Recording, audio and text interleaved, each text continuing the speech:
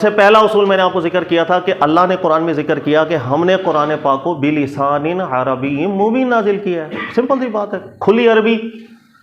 تو کوئی بھی شرع ہے عربی کے الفاظ اس کو متحمل ہونے چاہیے. سمپل پہلا اصول، عربی کے الفاظ اس کو متحمل ہونے چاہیے. اب مسئلہ یہاں پر کیا، ہمارے اردو مفسرین کی کیا غلطی ہوتی ہے، عربی اور اردو زبان بہت آپس میں ایک ملتی جلتی زبانیں ہیں، اس لیے کہ اردو کے اندر بھی آپ دیکھیں گے 40% عربی ہی کے الفاظ ہیں. اب اس پرابلم یہ ہوتا ہے کہ اردو کے اندر آنے والے الفاظ وہ جو عربی اپنا اصل معنی رکھتی ہے اس سے تھوڑے سے تبدیل ہونے لگ گئے، کیونکہ یہ لینگویج الگ ہے، ماحول الگ ہے، اس کا عرف الگ ہے. تو اب جب کبھی ملتا جلتا کوئی لفظ قرآن پاک میں بھی ہم دیکھتے ہیں تو ہم وہی ترجمہ کر دیتے ہیں عام طور پہ جو ہماری اردو میں چل رہا ہوتا ہے. ہم لوگ زیادہ تحقیق نہیں کرتے یار عربی میں یہ میننگ اس کا ہے بھی یا نہیں، یا ہمیں ٹرانسلیشن کرتے ہوئے کوئی ہم غلط تفسیر تو نہیں کر بیٹھیں گے. تو جو بھی تفسیر آ رہی ہے عربی لینگویج اس کو متحمل ہونی چاہیے. اگر عربی لینگویج اس کو متحمل نہیں، وہاں غلطی ہو جائے گی. سمپل ایک پہلا اصول بنیادی چیز ہے. اس لیے کہ قرآن نازل ہوا، اللہ نے فرمایا ہم نے ایک واضح کھلی عربی کے اندر قرآن کو نازل کیا ہے. ٹھیک ہے، اس کی چند مثالیں میں نے پہلے دی تھی، دوبارہ ایک مثال میں آپ کو دے دیتا ہوں. تفسیریں اپنے موبائل سامنے اٹینشن رکھ لو تاکہ میں جو مثال دوں آپ اس کو کھولیں. دیکھیے گا سورہ صافات آیت نمبر 103 نکالیں، تدبر قرآن سے نکال لیں. سب سے پہلے ما بالغ ماہ السعی، حضرت ابراہیم علیہ السلام کا واقعہ ذکر چل رہا ہے جب آپ نے اپنے حضرت اسماعیل علیہ السلام کو ذبح کرنے کا حکم ہو گیا. یہ آیتیں آپ نے پڑھی ہوں گی. فلما بالغ ماہ السعی قال یا بنی انی ارى فی المنام انی اذبحک فانظر ماذا ترى. اچھا، فلما اسلم وتلہ للجبین، دونوں نے بات مانی اللہ کی. اسماعیل علیہ السلام نے بھی مانی، سر جھکا لیا. ابراہیم علیہ السلام نے بھی مانی. وَتَلَّهُ لِلْجَبِينِ، حضرت ابراہیم علیہ السلام نے اپنے بیٹے اسماعیل علیہ السلام کو جبین کے بل زمین پہ لٹا دیا، یعنی ذبح کی پوری تیاری ہو گئی. ٹھیک ہے. اچھا اب یہاں غور کریں کہ لفظ کیا آ رہا ہے عربی کے اندر، جبین. اب یہ لفظ اردو میں بھی ہم استعمال کرتے ہیں. جبین کا لفظ اردو میں نہیں آتا. اردو شاعری کے اندر آپ دیکھیں جبین کا لفظ بہت سا استعمال ہوتا ہے پیشانی کے معنی میں. ٹھیک ہے. اب یہ وہ غلطی ہوتی ہے، میں اکثر آپ کو بتا رہا ہوں. عربی میں بھی ایک لفظ ہے جبین، جو اس کا اطلاق کہاں ہوتا ہے میں ابھی بتاؤں گا، لیکن اردو میں بھی جبین کا لفظ چلتا ہے. اب جبین کا معنی پیشانی ہم کرتے ہیں، سینٹر آف پیشانی.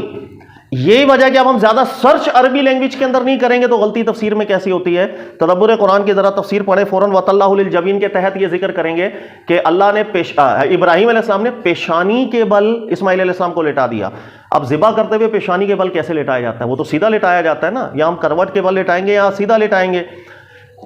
پیشانی کے بل تو نہیں لٹائیں گے. اگر پیشانی کے بل ہم نے لٹا دیا تو شاید اس کا یہ مطلب ہو سکتا ہے کہ سجدے کی حالت کے اندر ذبح کرنا چاہ رہے تھے ابراہیم علیہ السلام، تبھی پیشانی کے بل لٹایا ہوگا. تو انہوں نے تفسیر کے اندر کیا ذکر کیا کہ پیشانی کے بل لٹانے کا مطلب یہ ہو سکتا ہے کہ حضرت اسماعیل علیہ السلام کو سجدے کی حالت کے اندر لٹایا ہو، اور سجدے میں چونکہ اللہ کا ایک قرب ہوتا ہے اس لیے ہو سکتا ہے کہ اس حالت میں ذبح کرنے کی کوشش کی جا رہی ہے. یہی مل گیا، یہی ہے نا، میں نے مختصراً بیان کر دیا. لیکن آگے سجدے سے تعبیر. اب سجدے کے اندر پیشانی کا کون سا حصہ لگتا ہے؟ سینٹر، دائیں یا بائیں؟ سینٹر.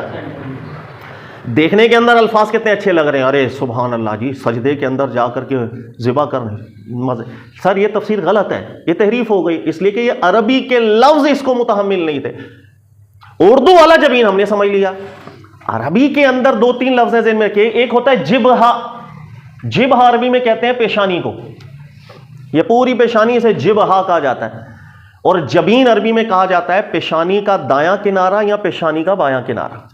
ہر انسان کی پیشانی، یہ جو چہرہ ہے ہمارا، اس میں 2 جبینیں ہوتی ہیں، ایک جبہا ہوتا ہے.